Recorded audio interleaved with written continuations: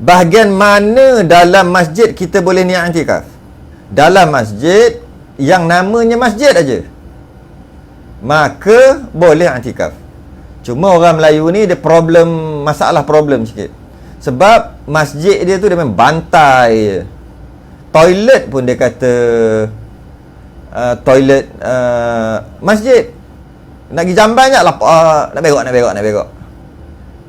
Nak pergi kat mana ni? Kat masjid. Mana boleh. Kalau ni Melayu ni. Mana boleh dalam masjid buat toilet? Mana boleh. Habis tu ada tu. Itu bukan masjid. Kalau masjid hukumnya haram.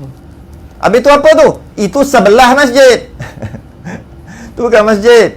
Macam tu juga. Aku tadi pergi masjid. Aku pakai kasut. Lepas tu aku buka lah kasut aku kat masjid tu. Nak masuk masjid kan aku buka lah kasut. Kemudian kasut aku hilang di masjid. Lah, mana boleh bawa kasut masuk masjid?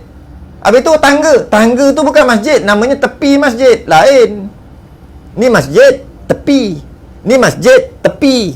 Bila sebut tepi masjid, dia bukan masjid. Cuma Melayu kita ni panggil janji dalam pagar ada gate apa, itu semua masjid.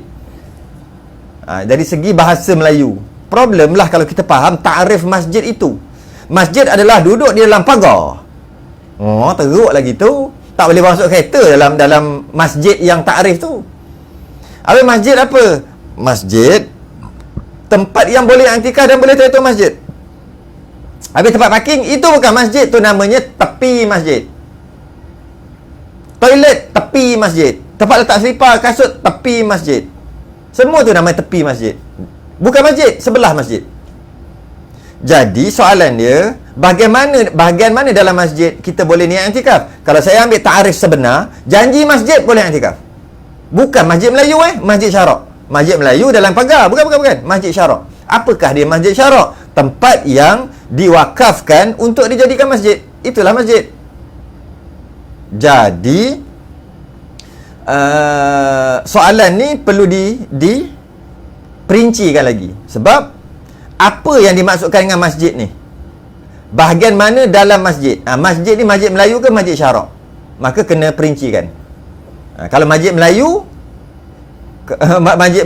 jawapannya, kalau soalan ni masjid tu masuk masjid Melayu, jawapannya adalah tempat yang mudah kata tempat yang tak boleh pakai selipar, yang kena pecat.